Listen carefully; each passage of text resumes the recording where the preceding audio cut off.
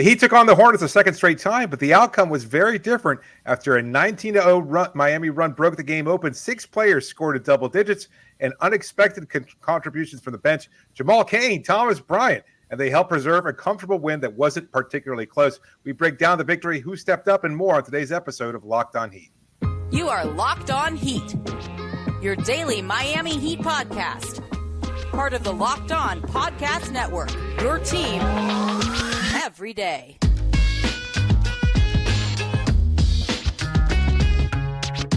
All right, welcome to Locked On Heat, your daily podcast on the Miami Heat. I'm Wes Goldberg. Joining me as always, David Ramil. However you're tuning in on YouTube, Odyssey, your favorite podcast app. Thanks so much for making Locked On Heat your first listen every day. Today's episode is brought to you by FanDuel. Make every moment more. Right now, new customers get $150 in bonus bets with any winning $5 moneyline bet. That's $150 if your team wins. Visit FanDuel.com/LockedOn to get started.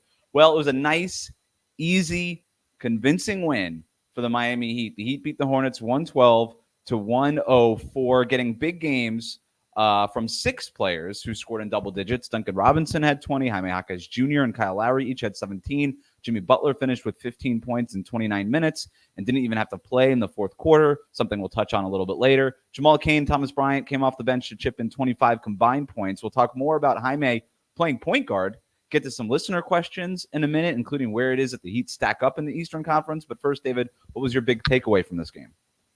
Just Miami's depth continuing to find a way to shine. I've said it before. We just recently had an episode regarding whether or not Miami needs a trade. And I remain convinced that this team, even though they barely squeaked by the Hornets just 2 nights earlier, the depth just continues to be Miami's greatest strength this season. They just have a number of players who can come at you. Jamal Cain has barely sniffed the court. Thomas Bryant's been mostly out of the rotation for the past few weeks. He comes in and does a great job of getting to the rim, looking aggressive, finishing a dunk over their starting center, kind of growling and just looking much more comfortable. Like he seemed like the kind of player that Miami was expecting to get when they signed him as a free agent this year. And then Jamal Cain, just again, another player who's shown potential, has had some moments throughout his short career, but he really hasn't been part of Miami's rotation. And here comes in and does another great, masterful job, looking really smooth, playing good defense, scoring from the perimeter, doing everything he needed to do. And Miami's depth, again, just finding all these different players. And a night where Jimmy just wasn't particularly aggressive, he was looking to be more of a playmaker than anything else. It just kind of showed how other players step up. And this is without 3 starters in the rotation. So I can't say this enough. I think Miami has the depth. They've got the talent. They've got the right players who find ways to contribute. I like Jimmy Butler's game tonight. I thought he was very predatorial in the way that he was seeking mismatches. It was, hey, pull Terry Rozier into his screen, get him switched onto me, and then I'm going to take him into the post. When Ish Smith was in the game, he would do the same thing.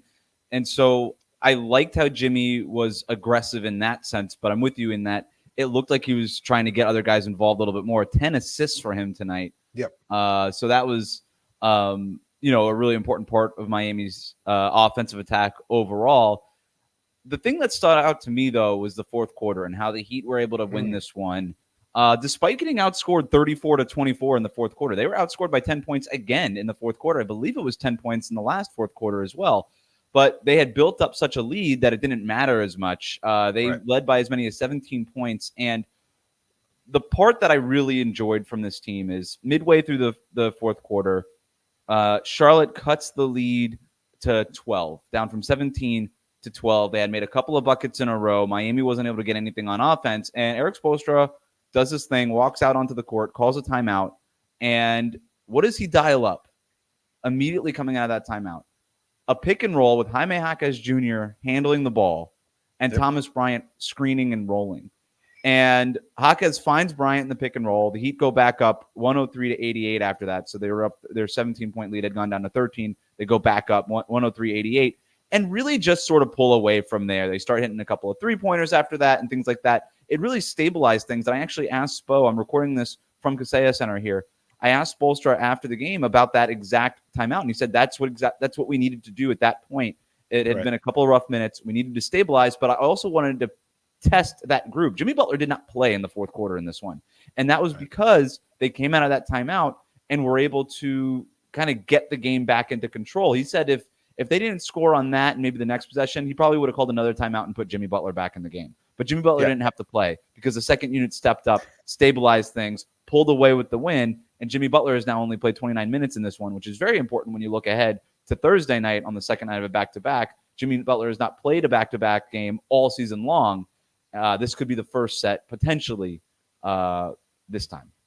Look, and they already had Jimmy Butler on the floor, except his name is Jaime Jaquez. They even supposed saying in that same answer that, he was running similar actions for Jaime that he would for Jimmy out there. And I had texted you before seeing what Jaime's playmaking was like. And I jokingly said, is Jaime the point guard of the future? Is he the next, everybody keeps talking about acquiring a backup point guard and needing to upgrade the position. And yet they kept running the offense through him, and he was succeeding in that regard. Maybe it's just a result of Charlotte's porous defense, or as Jaime continues to get more and more experience at the NBA level, but he seems very, very comfortable running the offense, finding other guys, understanding the cutters. He's just got such a high IQ and incredible instincts and just a quick reaction time. He finds guys when they're under the basket. He found Bryant a couple of times. I think he found Bryant for that same dunk too. And, he was really, really just solid as a playmaker, and he's got the size, just enough athleticism. And again, with the combination of that and his instincts and his overall timing and understanding of how the game flows on a possession-to-possession basis, he might just be the answer for Miami at the point guard position. I won't go so far as to say that Jaime is a point guard in the making, but I like the way that he's able to run some second unit offense. He's able to get them into sets. When Jimmy Butler is off the floor and there's no Bam and there's no Tyler Hero who were injured in this game, also no Haywood Highsmith in this game, and no Josh Richardson in this game either. So you were like, what are we going to do? Because they like to keep Jimmy Butler's minutes aligned with Kyle Lowry because their two-man game is so effective, and Spoelstra mostly did that again tonight. But he entrusted Jaime Jaquez to get them into offense, whether it was just bringing the ball up, or maybe it was something like bringing the ball up and running pick and roll, or running pick and roll out of a timeout like we were talking about before. It was kind of just, okay, Jaime, you're just sort of our default point guard right now. I don't know that that's the vision going forward, but like I made the comparison to Chris Middleton before, and for years, Chris Middleton was Milwaukee's best pick and roll ball handler with Giannis. And so you don't have to necessarily put positions on these guys, but the fact that he can do this at this stage of his career it's just crazy. And David, we've had so many conversations about Jaime this year. This might have been my favorite game he's played the entire season.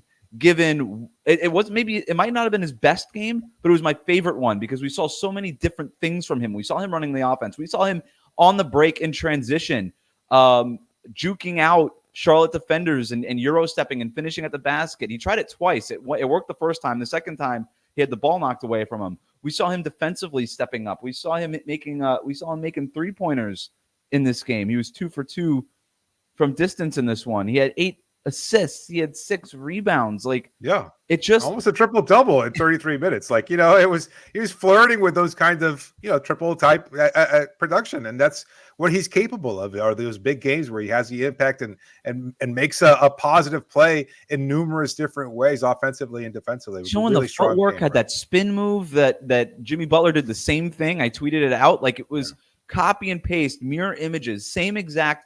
Jimmy Butler post up, spin to the basket, finish at the rim, and Jaime did it later. And I was just like, this is crazy. David, I was on Media Row today, and there was a point, I don't remember which Jaime thing it was, but Jaime did a thing, and I just threw my hands up, and I was just like, I'm done. I've seen everything I need to see from this guy.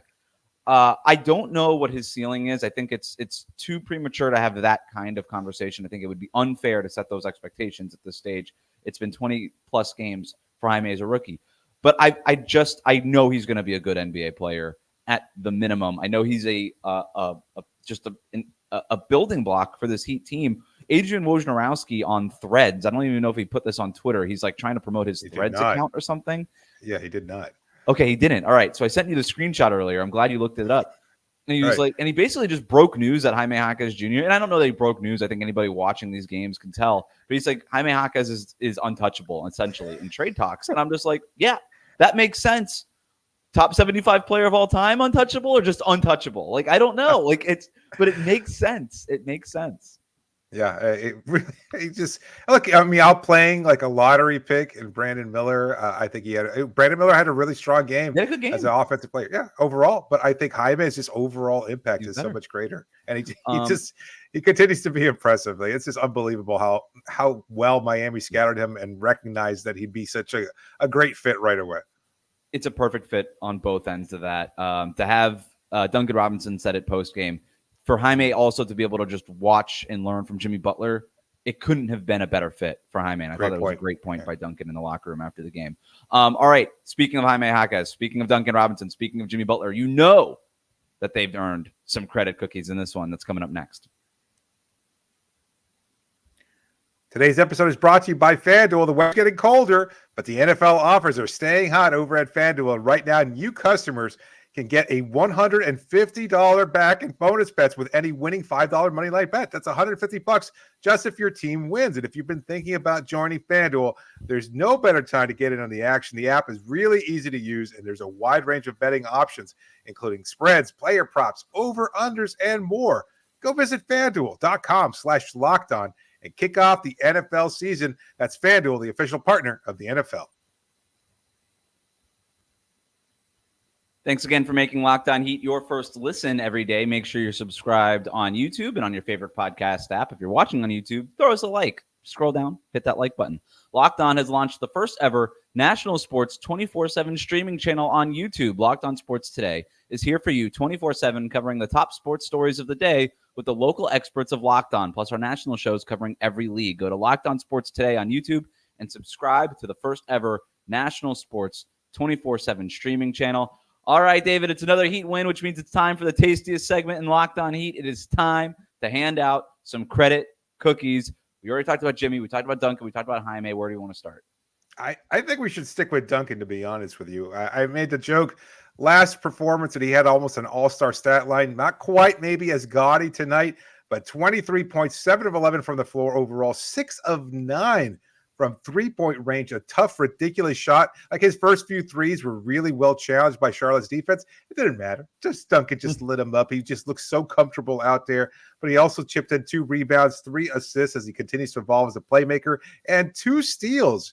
We have not nearly talked enough about Duncan's improved defense, like the fact that he's able to stay on the floor as opposed to last year where he was getting to early ticky-tack fouls. He has just changed his overall approach, keeping his hand out of the cookie jar, not making those mental mistakes, and he's able to stay out there, played 40 minutes more than anybody else, was out there in the closing unit when Miami held on to that double-digit lead, was a starter again without Tyler Hero, and he just had an overall game. I'm giving him 3 cookies yet again. 3 cookies it sounds about right to me. I want to stay on the defensive point there because I asked Duncan about this in the locker room after the game, and I mentioned the specific play. It was the first half. He gets switched onto Brandon Miller. I think I tweeted something about this. He got switched onto Brandon Miller. Brandon Miller throws his head back trying to get the foul call. Doesn't work. Work. Duncan Robinson is a guy who's had a lot of foul calls on him in the past, but not so much this year. So Brandon Miller throws his head back. Doesn't work.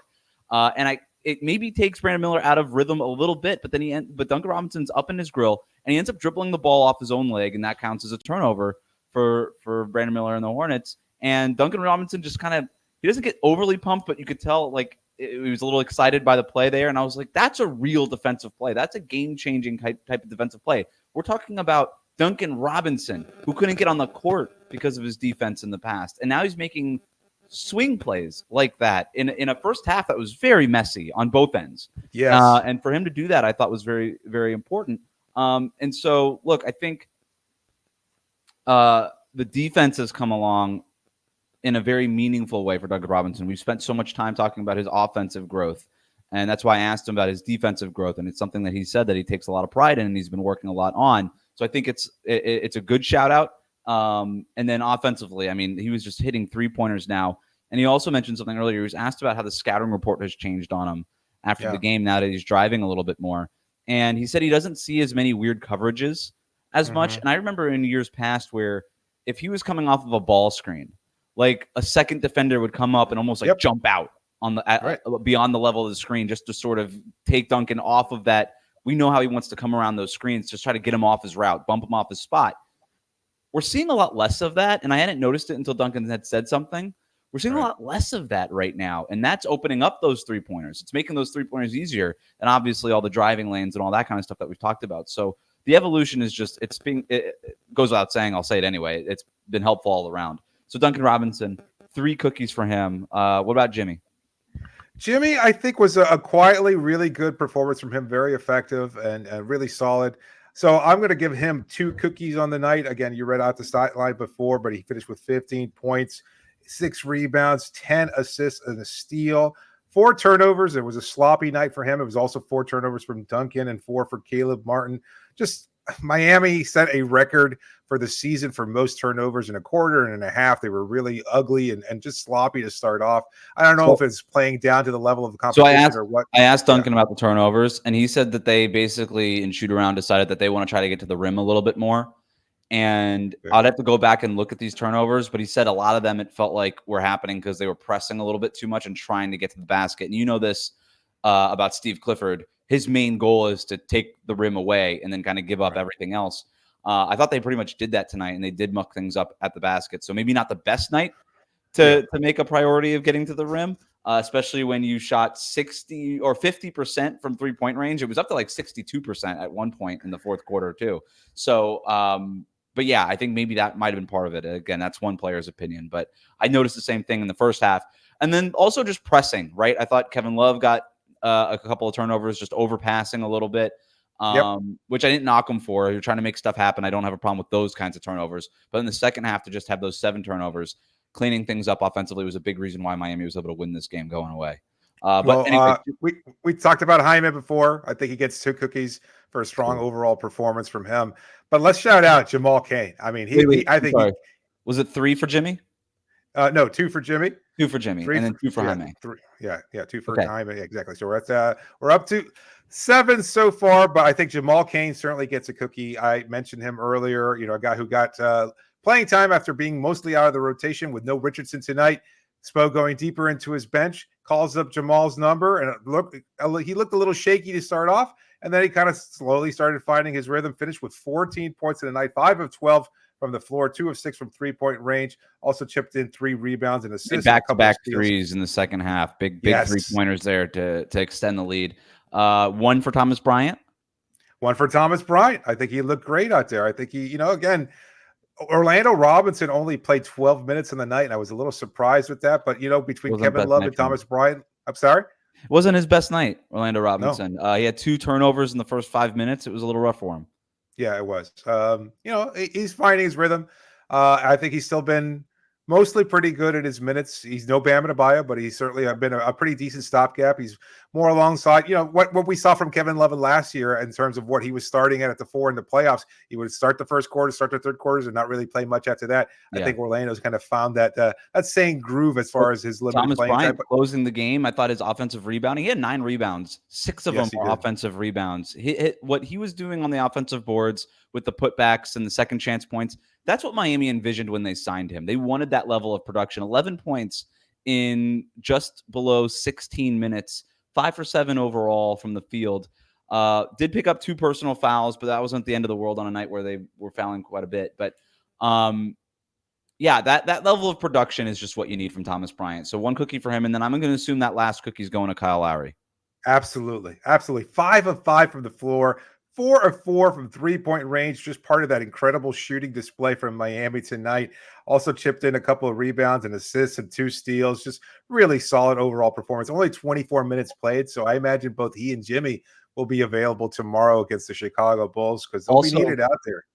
One of my favorite plays from this game, Kyle Lowry, just an absolute tree trunk in the low post. Miles Bridges gets him switched. I don't know why players keep doing this. I don't know why. Kyle Lowry has been in the league for a very long time, and I don't know how this is not showing up on your scouting report. But Miles Bridges gets Kyle Lowry on the switch, takes him down on the post, or tries to. He's in the post, tries to back him down. Lowry, again, total tree trunk. Bridges is posting him up. Lowry does not budge, and then ends up causing a turnover, stealing the ball away from Bridges. One of my favorite plays. Bridges, guess what happened? Did not try that again for the rest of the game. Did not try that again for the rest of the game. What did he end up with, Bridges? Yeah, 19 points on 9 of 19 shooting, so a pretty inefficient night for him. Yeah, only 1 of 8 from 3-point range too. Yeah. So, yeah, he struggled. We'll talk about Charlotte's 3-point shooting in the next segment, but I think we should also shout out Kevin Love, who had a really solid overall game. His rebounding was essential, and he looks honestly. I don't know if it's the Heat. I don't know if it's their training regimen. It looks like he's turned the clock back a little bit. Maybe it's the effect of having a full training camp with Miami and going through a couple months now of their regular practices, but he seems so much better, just more mobile and athletic than he did when he first joined Miami last season. I had the same exact thought. I kind of want to ask him. I'm like, when was the last time you played this well? Like, honestly. And I didn't get a chance to talk to him after the game, but I think, and I don't know what kind of answer he would give, but I think it's interesting that you made that observation, because I kind of made the same observation there. But we will talk about a couple of other notes from this game in the next segment, including why this fourth quarter was so much different than the last fourth quarter in Charlotte, and Miami nearly gave that game away. What happened? Why did the Heat win so convincingly in this one? We'll talk about that next year on Locked On Heat. Today's episode of Locked On Heat is brought to you by Dave. I mean, look, sometimes you just need a little extra cash. We all need a little financial help sometimes, and that's why Dave is great. Not just a great name, but Dave can get you cash when you need a hand between paychecks, and they can help you build credit by settling extra cash advances on time. Dave is a banking app that's leveling the financial playing field. When you download Dave, you can save up to $500 in 5 minutes or less. I'm sorry, you can get, not save, but just get up to $500 in 5 minutes less. No credit check, no late fees, just a little bit of a loan when you need it. It's part of Dave's extra cash account. Advance the money you need with no interest, and then you can settle up later. Download Dave today at dave.com/LockedOnNBA. That's Dave, AVE.com/LockedOnNBA. You can get up to $500 in 5 minutes or less. No credit check, no late fees. So download the Dave app now, or go to dave.com/LockedOnNBA for terms and conditions. Go to dave.com/legal. Eligibility criteria and instant transfer fees do apply, and banking services provided by Evolve, member of FDIC. All right. Thanks for making Locked On Heat your first listen every day. Make sure you're subscribed on YouTube and on your favorite podcast app. If you watch this far, make sure you throw us a like. Scroll down a little bit, hit that like button. Make sure you are subscribed on YouTube and also subscribed on Apple Podcasts, Spotify, or wherever you listen to your podcasts. You can email us, lockedonheat@gmail.com. Follow us on Twitter and on Instagram. Thanks to everybody who wrote in questions using that hashtag AskLOHeat. This first one comes from Brian, who writes in, the Heat had 21 turnovers. They gave up 53.2% shooting. They scored basically the same amount of points as they did Monday, but today the Heat coasted to a win. What was the difference? Is it just simply that Charlotte made 5 fewer three-pointers? David, what was the difference to you in down the stretch in this one? I don't think it was just the fact that they made 5 less, but also the fact that they shot far less. They attempted 10 less three-pointers on the night than they did on Monday, and that probably led to that disparity. Miami's defense just wasn't nearly as settled, as sloppy as they were on the offensive end. I think they were much more crisp and sharp, especially with their closeouts, and they really kept Charlotte from looking to get those wide open threes the same way they were when Miami took their foot off the gas in the game on Monday night. So I think that was a big part of it, not just holding them to less three-point shots, but also less three-point attempts overall. Yep. And I think that was what really stood out to me about the difference between that and Monday. It's a great call out. That was a big part of it. The other big part of it too, Monday night, the Charlotte Hornets, 84 field goal attempts. Miami, 77 field goal attempts. Now they did get a bunch of free throws in that Monday game, but it just didn't feel like they got as many shots on goal as Charlotte did. In this game, the Heat had 86 field goal attempts, and Charlotte had 77 field goal attempts. So they just got more shots on goal. The free throw disparity stayed. They had 19 free throw attempts. Charlotte had just 11. And the offensive rebounds, 17 offensive rebounds. There was a lot of second chance points opportunities, which is why the Heat had such a shot on goal disparity there. That was a big reason for this one. You limited Charlotte's attempts and just shots on goal in general. You mentioned the three-pointers. That was a big part of it. Just they didn't get as many three-pointers up in this one as they did in the last one. 11 fewer in this one than they did in the last one, or 10 fewer, I'm sorry, in this one than they did in the last one. And then you just outshot them. You got more shot attempts. You got more chances for points. And that has been a winning formula for Miami all season long. They're not going to play with a really high pace. They're not going to get up a bunch of threes on their end, But if they can just get more shots on goal than the opponent, that's a big part of their formula. The 22 turnovers didn't help, but it did help that Charlotte had 21 turnovers. So that turnover disparity is not as big of a deal. And then obviously the 3-point shooting really did matter. The fact that they had 3 more 3-pointers than Charlotte was huge. Charlotte, and Charlotte only got 13 points off their bench. A guy who has been dangerous against Miami this season, PJ Washington, only played a few minutes. He aggravated a shoulder injury, was taken out, so he didn't play throughout the game. He's been very good against Miami, so I think that was a big part of it too. Miami's bench just clearly blowing Charlotte's bench out of the water there. 13 points, that's less than Jaime scored on his own. Yeah. This next question comes from Shaish, who writes in, this team seems much better than their record. Where do you think they wind up seated in the East? The Heat are 14-10 right now, having won back-to-back games against the Charlotte Hornets. I agree, David. I think this team is better than their record. I think the injuries have obviously not helped, and that's probably the thing that's dragging this team down the standings the most at this stage. But if you get Bam back, we have a new report that Tyler Hero could be back within the week, but still no official timetables on either Bam or Tyler. But if you get Tyler Hero back soon and you get Bam back, hopefully by the end of the month, I don't know. I think that this team, it's really hard to predict where they finish in the standings. Yes. But I think Boston, Milwaukee, Philadelphia have really kind of separated themselves as the class of the East. The Orlando Magic just keep stacking wins right now. Like we're talking about like the conference. The Heat they might have to worry about the division at this point. Not that anybody worries about divisions because they don't matter, but you know what I mean. But yeah, I think the Magic are just keep stacking wins. They seem on track to finish with one of the top 6 seeds. But yeah, I think the Heat are like right in that sort of range if they can get healthy. The Knicks have been winning a bunch of games too. I don't want to leave them out, but like in that range. Yeah, after last year's playoff performance, and especially given that, to confirm what Shaish said, I think this team is better than even last year's group was. So I'm not necessarily worried about where they finish in the final standings because I like their chances even on the road. That having said that, obviously they prefer home court advantage, right?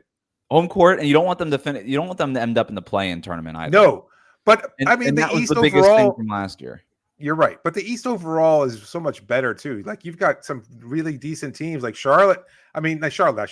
Cleveland. You know, they're out of the playoff picture right now. The Knicks have been good. The Pacers. You know, the Magic.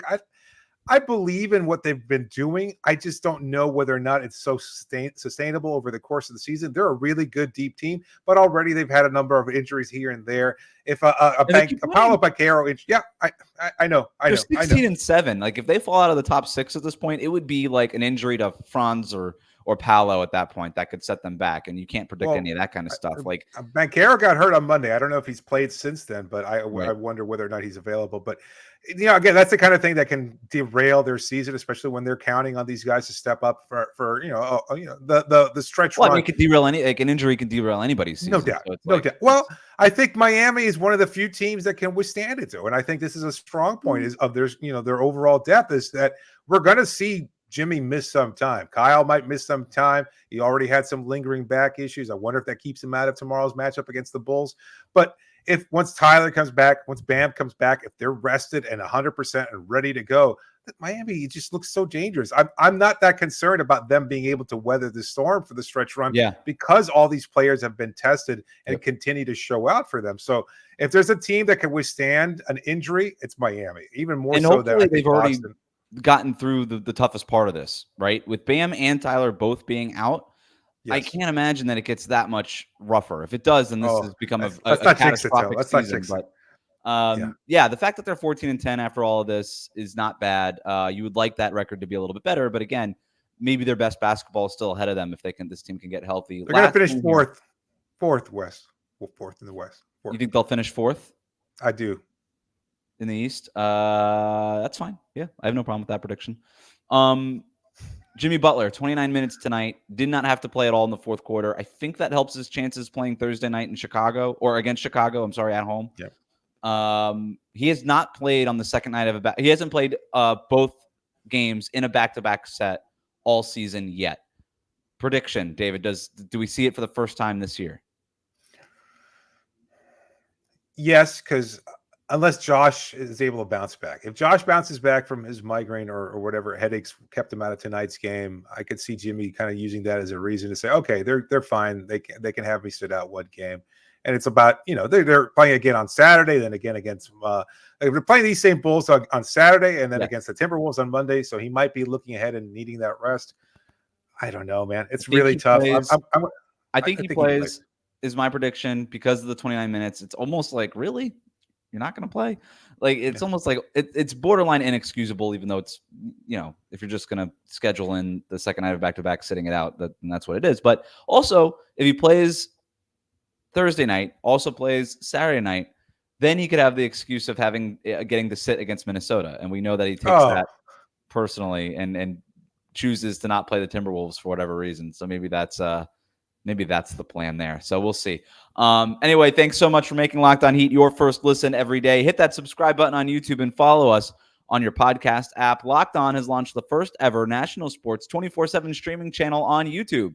Locked On Sports Today is here for you 24/7, covering the top sports stories of the day with the local experts of Locked On, plus our national shows covering every league. Go to Locked On Sports Today on YouTube and subscribe to the first ever national sports 24/7 streaming channel.